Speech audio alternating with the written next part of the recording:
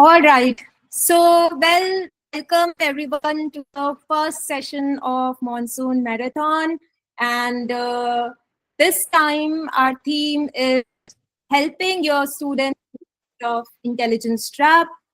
Those who are wondering what it is, we'll give a quick overview in next couple of minutes around that. But there is a whole primer session we did around that, and I'll do a recording for that also on our YouTube. So if you missed that, you can later check it out there, and you will get a more deep understanding of what it is going to be all about. But I think what would be required to understand this session, we'll share in just another 2 minutes. So, intelligence trap is basically one recent finding that we came across while doing our offline and online experiments at Neo AI, wherein we were trying to understand that why so many students these days are just, it seems like they're just not interested in studying at all, especially the digital natives, the Gen Z, the Gen Alpha. And it just, has become a very common issue amongst the parents, amongst the teachers, amongst all the stakeholders, that no matter how much you invest in the good quality content, good quality of delivery, good quality of infrastructure, everything, but we are just not able to get to them, right? So this is the problem that we were trying to investigate, and we figured that more than 75% of the students are actually very smart, unlike what they come across. They might come as lazy, dumb, or maybe just not interested. But then when we looked at the patterns outside academics, at the scope of academics, they were very active, very curious, very intelligent. And, in fact, they had this tendency to try and juggle between different things, and they were enjoying it. So we came back to the drawing board to understand that what is potentially stopping them from, bringing out these patterns and traits in context of academics. And these were the top 3 reasons that we, kind of digged after all the extensive research. There were a few more contributors, but, to just limit the scope of this session, we would be talking about top 3. In fact, in this session, we'll be dealing with only one, and in further sessions, we will be addressing the other 2. In this specific session, which is the first session of Monsoon Marathon, we would be specifically looking into the problem of invisible knowledge gaps. So what is it? Anyone wants to? I think the name is little self-explanatory, the iceberg problem, where, students have some hidden knowledge gaps. And I think this results into the kind of frustration that most of the teachers would be able to resonate. This happens when you're trying to, put across a concept, a point, and the student is just not getting it, and you don't understand what might be the reason, right? So when you take out time and you have a conversation with this student, and when you give them certain activities and questions to do in an environment where they feel comfortable also. Otherwise, what happens if we put them under an environment where they feel that they're being judged and they are, being watched, they shut down altogether and we won't get any. So whenever we give them a very safe and comfortable environment, we somehow manage to, travel down inside their, thoughts and see where exactly they're getting blocked, and they're with that kind of art, and they are able to trace it down. It's just take more time and, a lot of personal attention. And then these things come out. In our previous sessions also, we have heard those kind of stories where teachers have expressed how they have come across certain students, and then eventually they realized that something else was the core problem. And once they solved it, they were able to, fly high. So this is the problem that we would be discussing in this specific session. And this is something that is my promise to all the attendees. Whatever years of guesswork through conventional assessments has not been able to achieve, we will see how just few minutes of precision activities on your part can bring out very insights that will help you uncover those hidden invisible gaps. But before that, the prerequisite is to understand the nuances of different subjects. And again, in this session, we'll be limited it to 3 subjects. One thing that I had on my mind before starting the series was work on the common feedback that we got last time, which was that our sessions tend to extend to up to 2 hours. So this time we want to adhere to the timeline and, wrap it up in 40-45 minutes. And that's why we won't have more than 3-4 guests and more than 3 core topics of discussion in each session, to make it more digestible for you all. Understand that even for us, there is only so much attention span that we can offer. So this session, 3 subjects, we will look at the nuances and then come back how we can use artificial intelligence to do that 10 minutes of precision activity for different kinds of subjects. So are we all ready? Give me a thumbs up if you are. All right. So I would like to invite our first expert of the day, Neha Bahuguna ma'am, who is a maths expert, who is also a CBSE resource person and assessment head at APS Shankar Vihar, Delhi. And thank you so much, ma'am, for taking out time on such a hectic day. She has been already delivering her sessions yesterday and today, and I can't believe how fresh she looks after 2 very busy days. So thank you so much, Neha, ma'am. My pleasure. And over to you.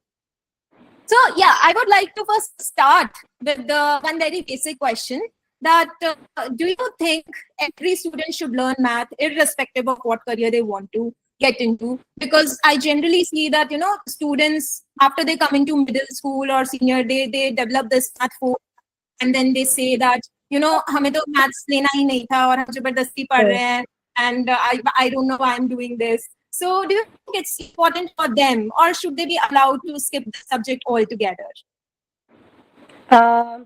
See, the question is very direct, so I'll give a direct answer. Absolutely. Math is a must for everyone. And that is not because we or the kids or any one of us will use quadratic equations each day of our life, but it is actually because math is trying to build our mind. Just like we go to the gym, though we don't want to become bodybuilders. So, the productive struggle that is a key part of math learning. So, if it is guided by an efficient teacher or an efficient system, would lead to something which we call resilience. Because in maths, every mistake is a feedback and it is not a failure. So, you try a problem and you err somewhere and you diagnose that this is where my thinking was wrong, and then we recalibrate. So, even a student can self assess, work on it, and improve. So, this makes learning math actually a skill of learning resilience when we are doing a struggle. Plus, it teaches discipline, which, as you address, students are losing focus. So, it comes naturally in mathematics because there's a process, there's a logic, there is a flow to things. And you cannot just move your way to the solution. It's like you have to earn it, which is exactly what the life is all about. We are earning what we deserve. And plus, if you get into the beauty of it, there is chaos in the universe. To understand that chaos, we look at patterns, and mathematics helps you get those patterns right, generalize, and then make sense of the chaos. So it is like it helps us find structure. So, see, it's not about numbers or using those theorems in real life, it is actually about thinking. So, math trains that thinking. So, whatever career you plan to choose, you will be doing all these life skills. So, that is where I think everybody should be doing maths. Got it. So we have established that it is not something just about numbers and using mathematical concepts in real life, but developing certain skills that comes handy in different aspects of life, like resilience, logic, and Every reasoning. career. So I Got was it. just telling you points, which irrespective of you think of the commercial interest, it's about life. Commercially, if you have to think, every career path will show you what concept of maths applies in what ways. So the concept also applies directly into careers. Understood. And yeah, in fact, I think it's very true. So, for example, technology has permeated almost all the domains that we see today, be it banking, be it marketing. Like, technology is everywhere, and technology is nothing but the base is maths. So, if you have to be good at computers, you have to be good at maths.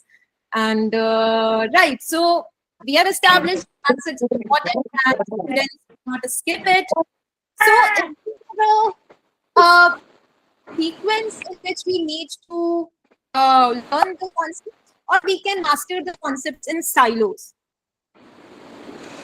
Okay, I would like to put in like this that, math is not a buffet. So where you go and pick what you like today, maybe next day you pick up something else. It's actually more like a ladder, and you miss one step and you will trip on the next. So even research from the point of view of cognitive science suggests that previous knowledge is key to new knowledge to make those associations. And all this makes us believe that math concepts are hierarchical. So we cannot grasp, equations if we don't know the basics of algebra. And similarly, if we are not comfortable with fractions, we won't be able to do algebra. So hence the sequence matters. But I will take this further because I believe it matters, but it doesn't matter as rigidly as we believe. Because you can also understand learning mathematics is like building a house. So there is a foundation that you cannot do away with. So that strong foundation would be the conceptual foundations in basic algebra, in the operations, in number sense, in spatial knowledge. But then once that is established, you can work on creating those rooms in parallel also.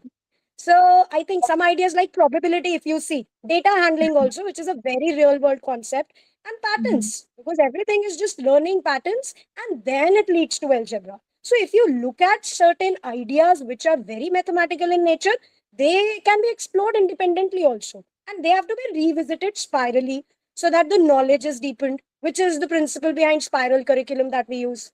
So yes, there is hierarchy, but there is space to explore. Got Not a it. So, tightrope at all. my understanding is that there has to be a base which will found the foundation, and on top of it, we can pick certain threads, and we can traverse that thread independently of other threads, right? Correct, correct. And that is why you would notice, even though a same teacher, a very efficient teacher, teaches say 30 kids, but still the mastery level of each child is still different. Because we have done the foundation, but after that, the building of those threads also requires something which another person can't offer you. You are the one who's doing it. Right, right. So that leads me to my next question, Neha. So, do you think the foundation that we just talked about and the interrelations of concepts on a specific thread, parallel that we spoke about, do you think this is dependent on which curriculum are we following, or there is like one single source of truth? The relationship doesn't vary depending on what curriculum we are following. Okay, so as I understand your question, there are two parts to it. If we talk about math logic, then that is universal. You could be in Delhi or you could be in Denmark, you would be doing similar algebraic understanding. You are expected to work with the same. So, in that sense, it is pretty universal. But specifically, if we focus on the relationship between the math concepts, then I believe there are differences across the curricula. So, like certain boards like the IB, IGCSE, they work on integration. So they would, cut across the various topics and chapters, and then the problem will be multidimensional. However, the curricula that are more focused on assessment, the traditional exam driven curriculum that we have, there we find the silos. So, like algebra will be done in term one, and in the second term, we are doing geometry. So, ideally, the concept is the student will also, be very jumpy if a teacher puts in a little element of geometry in an algebra problem. But beyond the relationship and the connections that we have established, there is a common thread. Mathematics, as you see, is universal, but the way the curriculum over across have been defined, there is a difference. So you would be very interested to know, and the audience would love to know that CBSE, as we know, India has been ahead of several countries over the years. There are several nations where our CEOs are the ones who are leading the show. So there is some strength in our education system, no matter what. No matter we disapprove of rote memorization and other things, there is some teeth to what we do. So, guided by all this, CBSE is working to develop, design, and plan a curricula that is universal. So, it's going to be called a global curriculum. Like we have state boards, we have CBSE at a national level. So, CBSE is also working towards developing a global curriculum where not just the Indian institutions are involved, everyone's ideas is being sought. There are a lot of international firms which are contributing. So the idea is definitely not to cut across all the curricula and pick up the best practices. The idea is to create something which is our strength plus which is the need of the hour. So the need of the hour is no longer a child knows about their local context only. It is also about from local to global, how do you move? So this is exactly what NEP says. And I think probably that is the mindset behind which CBSE has started working with this vision. So really promising. Let's see what comes out of it. Wonderful. That's a great insight, Neha ma'am. Thanks for doing that. I think it's very possible because of that universal nature of the basic subjects that we study, right? Otherwise, it would not have been possible. Because no matter which board or curriculum we follow, once we get out of a school and we go for higher education, be it IITs or be it NITs of the world, we are expected to know the concepts and the relations between, like, if I want to learn quadratic equation, I need to have algebra understanding, and that any curriculum will have the same sequence of going about, right? It's just different curriculums. There is, if I want to visualize, there is like a graph and it's constant, but depending on the curriculum, we approach the nodes from different directions, and then we traverse the depth also depending on the different region, country, board, curriculum that we are following.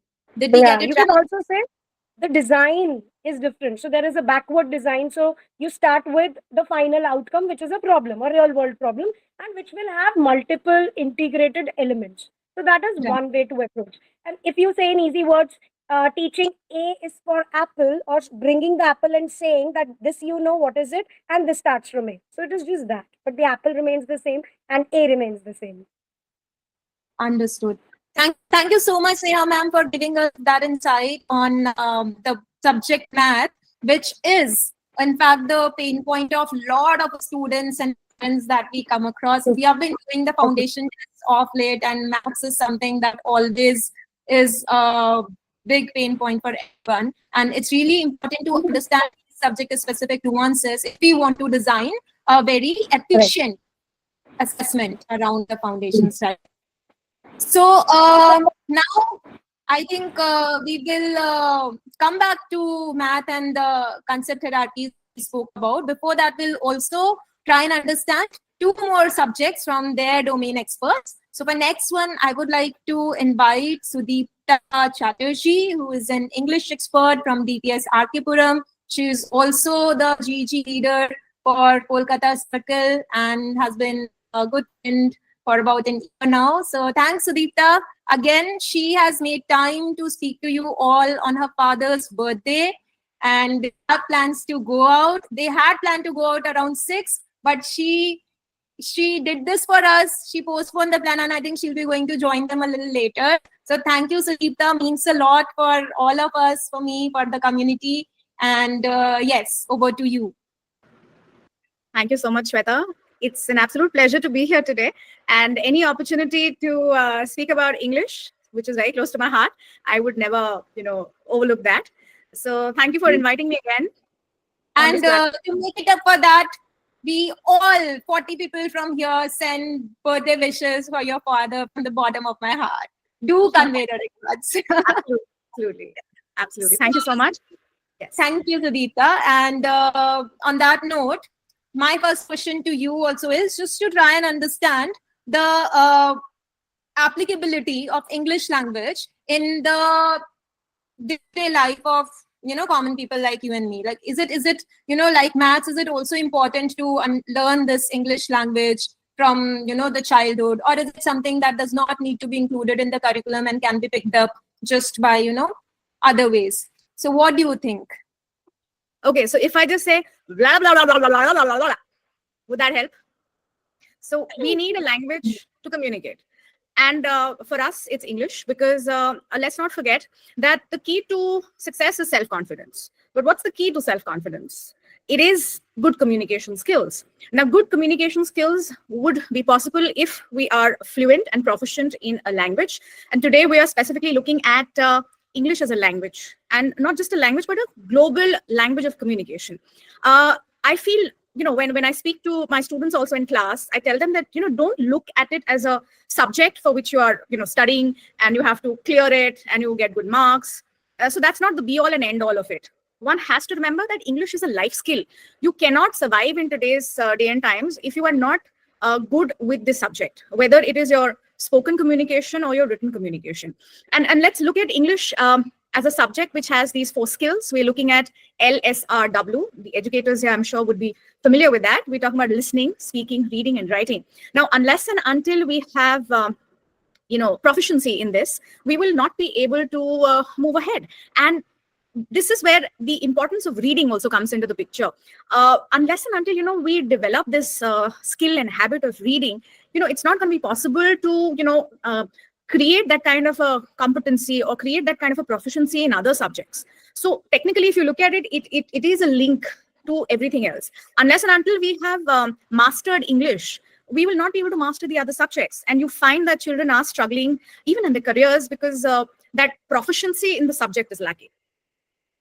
Okay, so yeah, I think we all would be aligned here. English as a global language of communication is indeed very important. But I'd like to understand, that is it required to take up a structured approach wherein, every grade there are certain things that are introduced in a certain sequence, or is it something that we can, parallelly just see how we just learn, language just by way of listening people talking around us?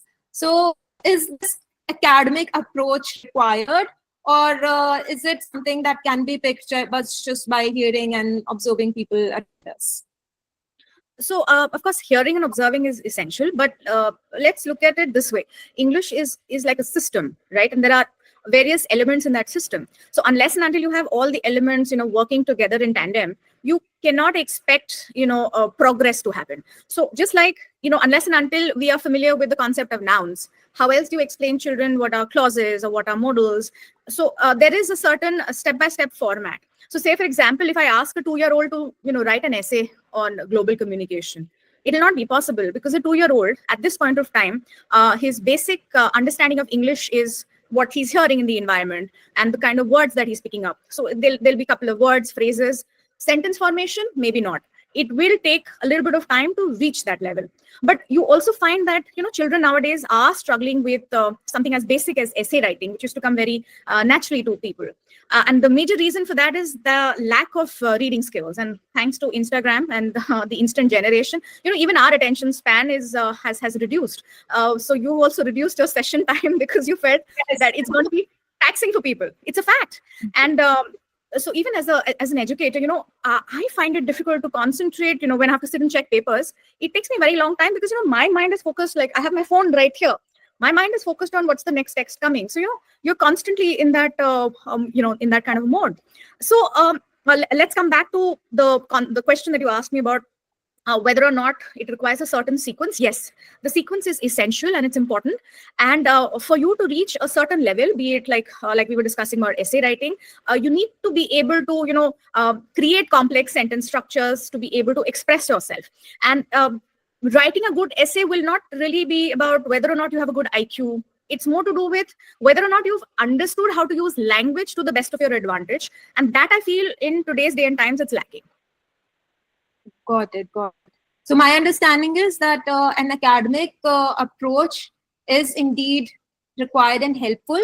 If that is missing, then people might be able to just do the bare minimum, use the phrases that they learn from their surroundings and have, some very basic conversation, but proficiency that we expect at a higher level when you go into corporate and at international global level, that cannot be achieved without a proper structure and approach towards the language.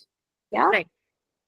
Okay. So that brings me to my final question, which is, like Neha ma'am told that in maths there is, the kind of concepts and relationships is constant, but how we approach it, in which order, top down, bottom up, and to what depth, that difference has for curriculum. So how is it for English? What are your comments or understanding on that? So you see, language skills are going to be the same no matter where you are, right? And it will not vary based on curriculum.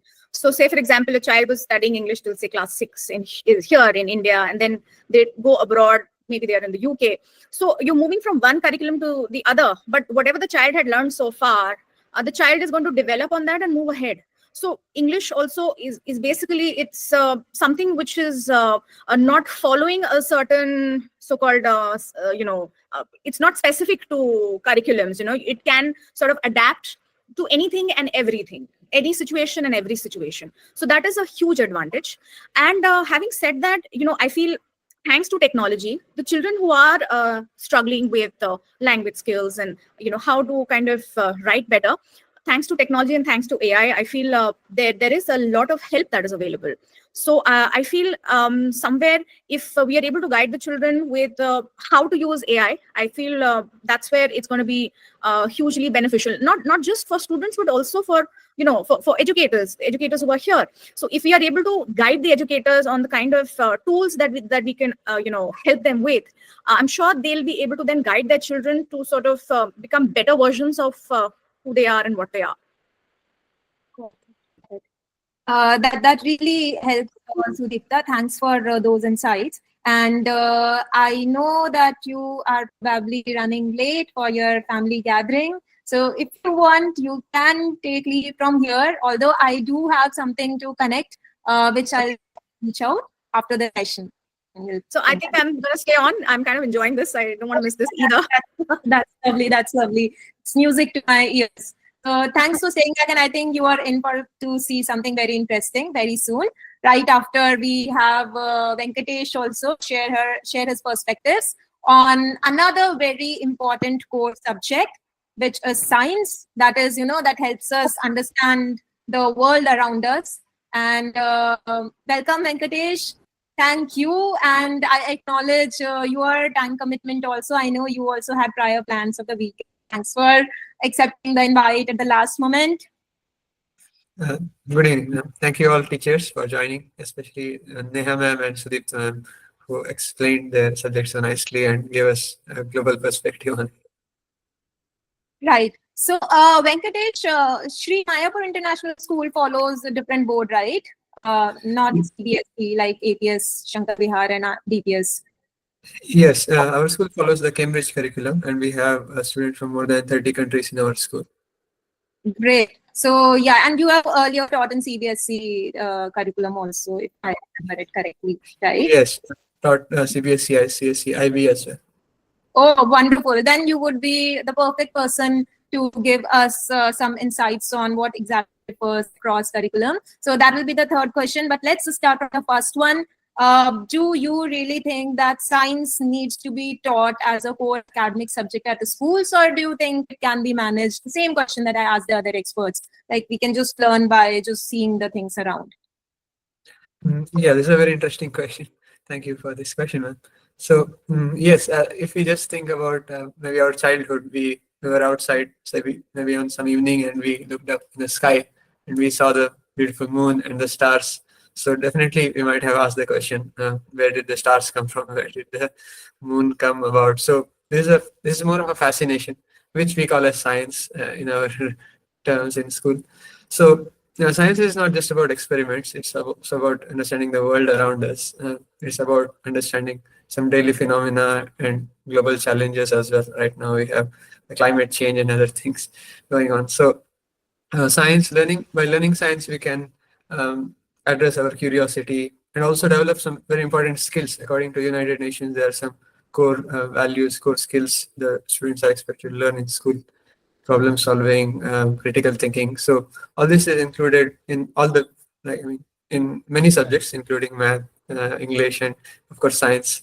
So by learning science, students will be prepared for the future. And also, very rarely have come across students who are more into, let's say, humanities, languages. So this year there was one Australian student who's completely out of math and science, but that's very rare. But overall, I think 99% of the population would like to learn at least some science. Yes. Right. And I also think that it is also important in this era wherein we do not have the luxury to be very close to the nature. Like not many of us get to see an open sky, a rising sun, or see the natural phenomena happening around us on day-to-day basis, or have the time to, really sit down and reflect on those. So one angle to think could be this also, since the world has changed and the generation does not have time or maybe the environment, that surface to feel these kind of natural phenomena on their own, that probably makes a structured approach of introducing these concepts academically more important. Had we lived in a prehistoric era where there is no rat race happening and there is, you can just watch things, watch an apple falling down and wonder for maybe days that why it happened. So that would have been a different scenario. But in today's context, I think it will be difficult if we don't follow a structured approach of academic learning for the subject. So like English and mathematics, do you think science is also would rank high in terms of the conceptual dependencies? The nature of is the nature of subject, like you need to know certain stuff in order to learn the next concept, or do you think it's more scattered wherein we can is it more like a buffet? Neha ma'am gave a very nice analogy. So what would you comments on that? Yes, science, as we know, it's very fascinating, interesting. So there is a progressive build-up of knowledge in many cases. So, for example, in biology, we have this ecosystems and then food webs. So then for that, we'll have to know what is food chain, and for that, we need to know what is photosynthesis.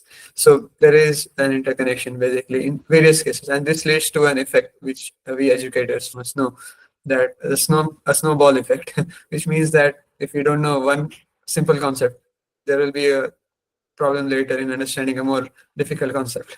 So there was one teacher recently in our school, and he was emphasizing that his students who were actually in A level, which is Indian grade 12, so they were having some difficulty because they were not clear with some chemistry topics, which is from grade 11. So of course, science, as we know, is interconnected, and that too strongly when we go on to more complex topics, which will need the basics of various other simple topics. So definitely there is a very strong interconnection. So therefore there is a very strong need to diagnose any difficulties the students have and their basic concepts. Understood. Got it. So everyone, we have just established that how these three core subjects, maths, English, the language, and science, are very, very conceptual, and you need to have the previous concepts clarity before learning the new one. And the last question, Venkatesh, do you think these core concepts and relationships vary with the curriculum, or is it more like what ma'am told for mathematics? Yes, actually, if we see science as a whole, there have been contributions from various parts of the world. There are scientists from all over the world. They have contributed things in their own way. So, of course, there are principles in science which are very, you can say, very much global in their application. For example, laws of motion, principle of conservation of energy. We study the same thing rather in whichever board we are, ICSE, Cambridge, or IB. So these things are very common.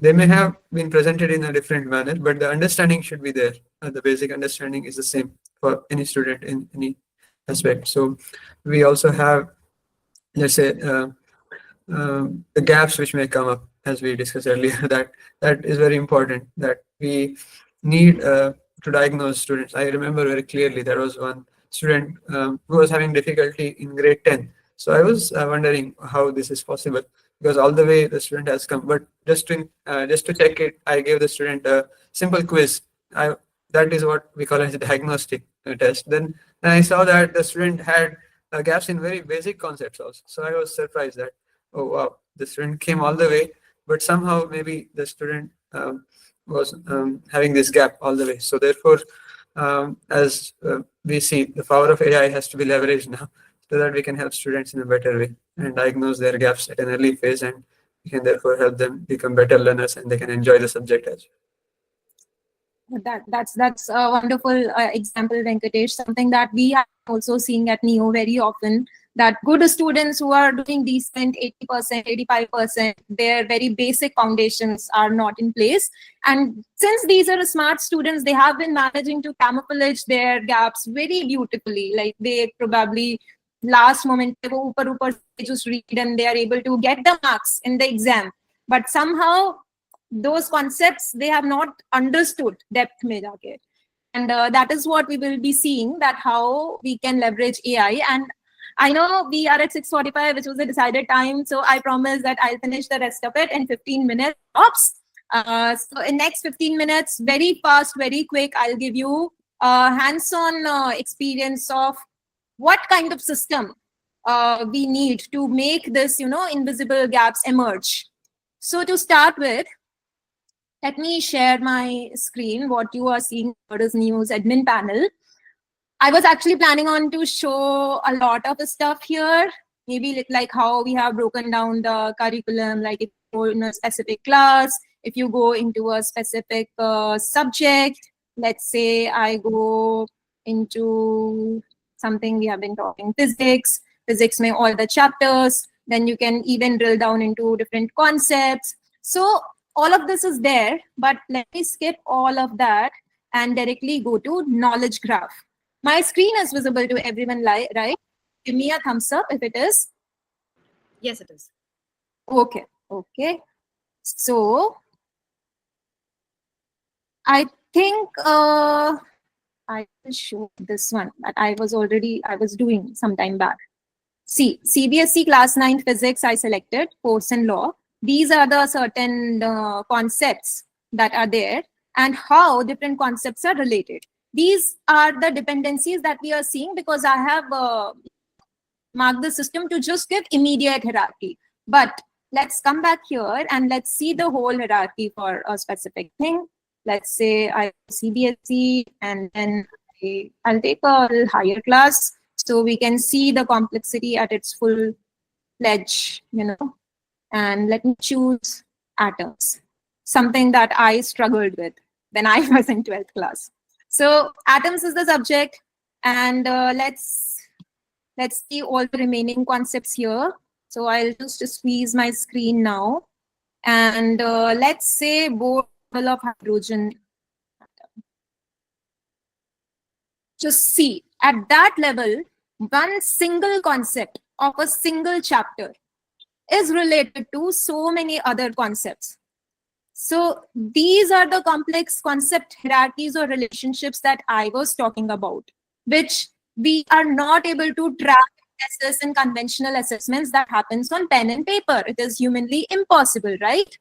So this is something that we are kind of, tracking the dependencies and hierarchies across grades, across different topics. But if we want we don't progress it this way.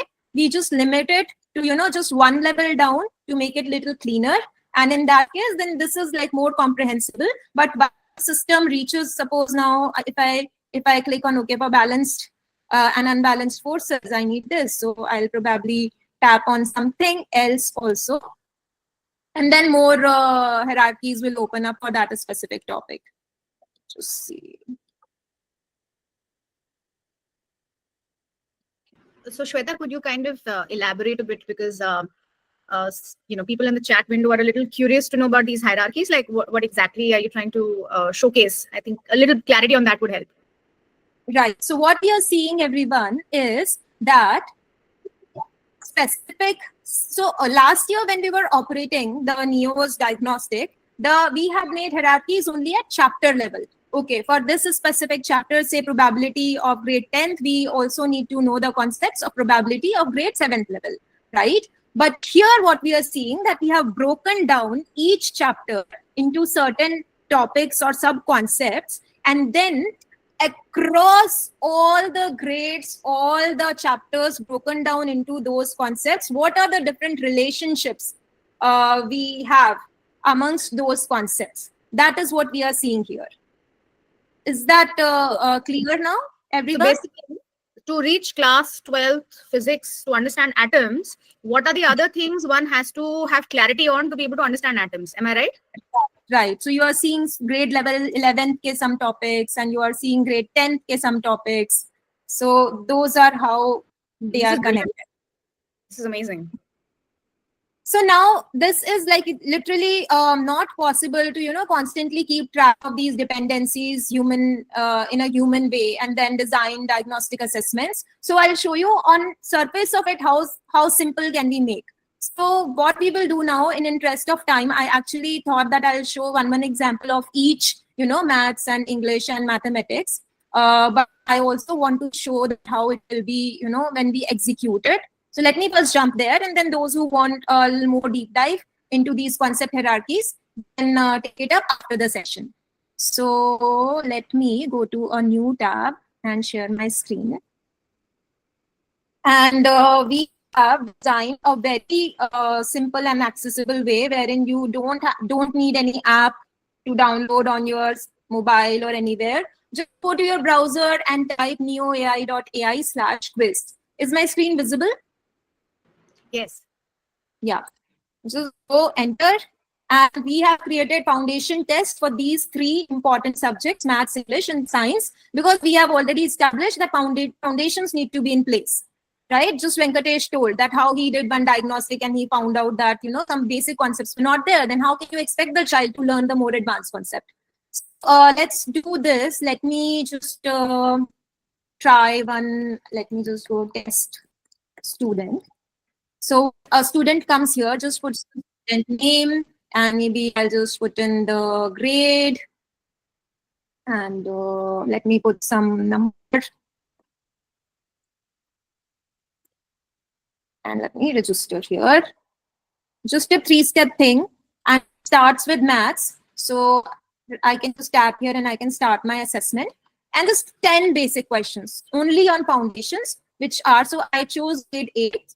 So for 8th grade concepts, what are the prerequisites from previous grades, 6th, 7th, 5th, basic foundations?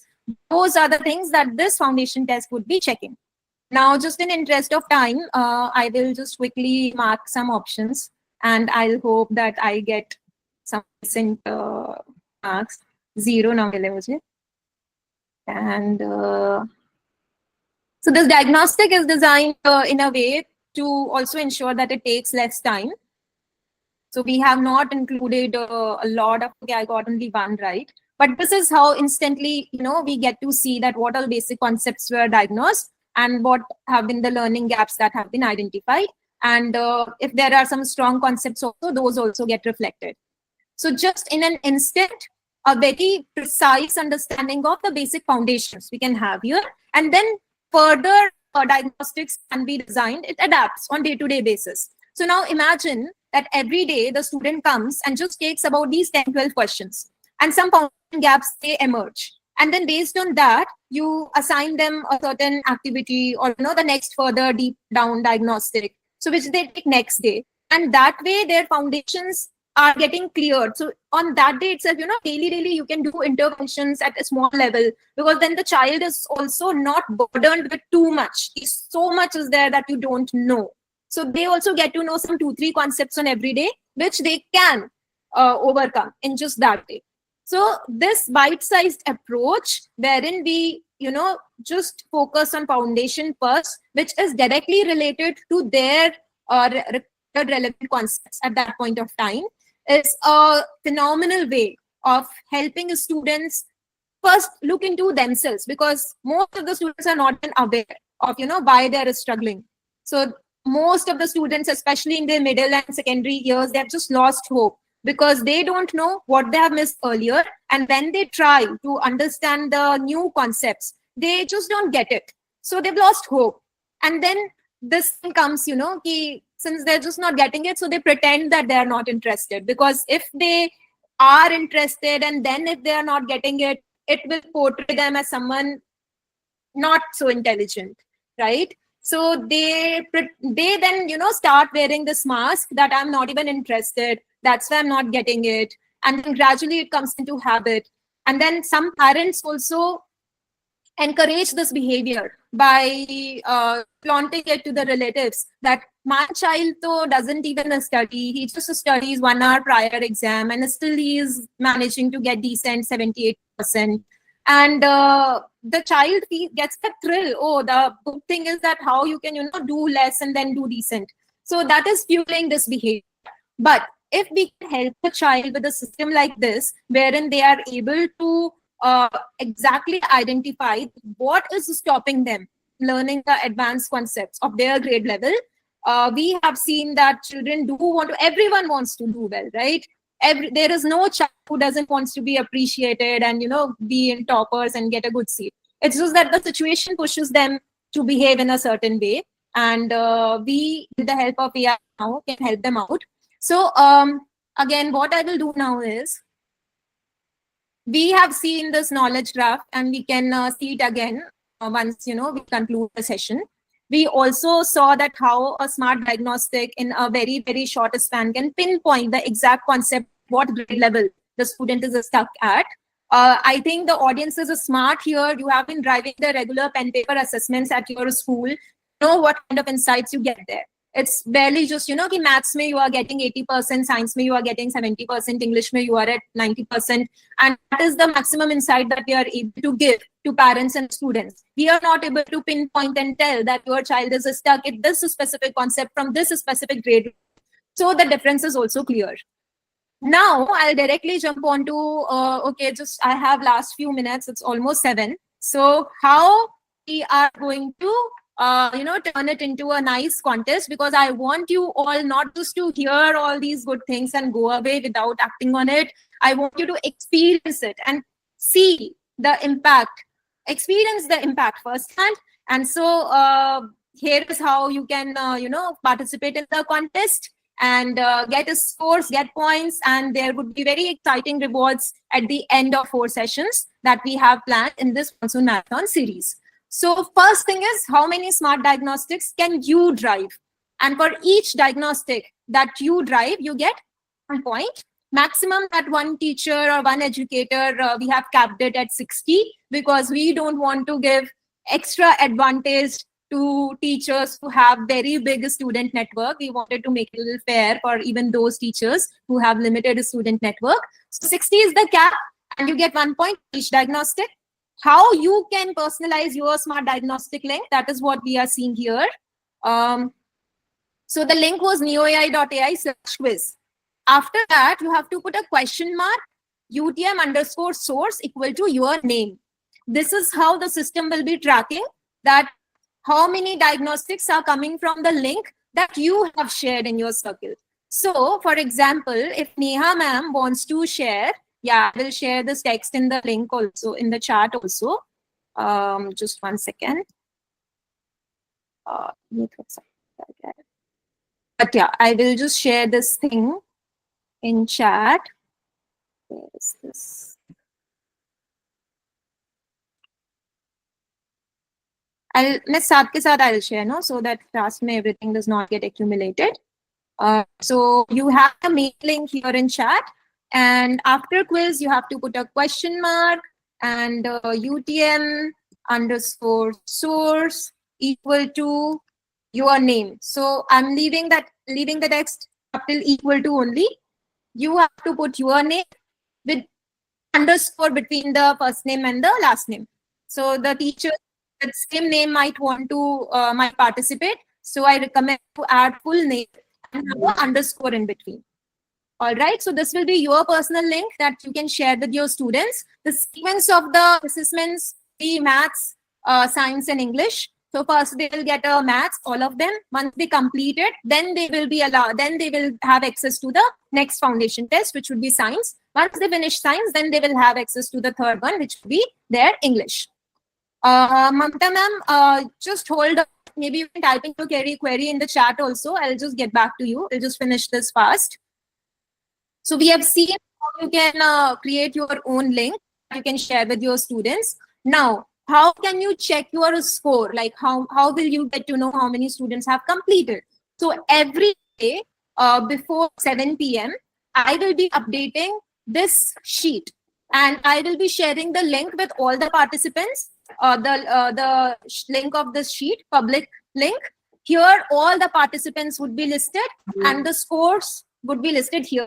And sheet would be constant, so it's more like a leaderboard. So we'd be using this only throughout the Monsoon Marathon series to keep track of a scores.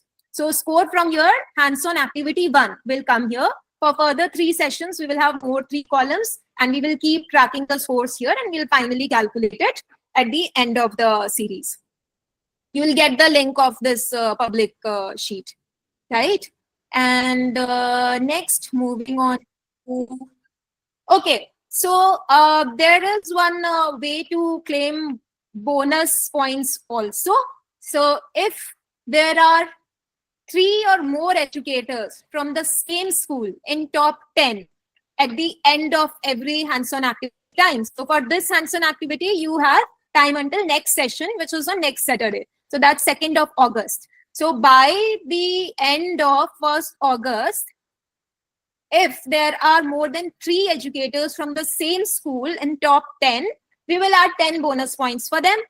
And if the educators from same school, even if there are more educators like 10, 20, but overall, if they manage to pull off 100 points together, then all of them will get 20 bonus points. So that will be credited just before the new hands-on activity that will be assigned to the next session. So is it clear? Chitra is asking to explain the registration. See, registration is same, Chitra. I will share the registration link also of the Monsoon Marathon once again.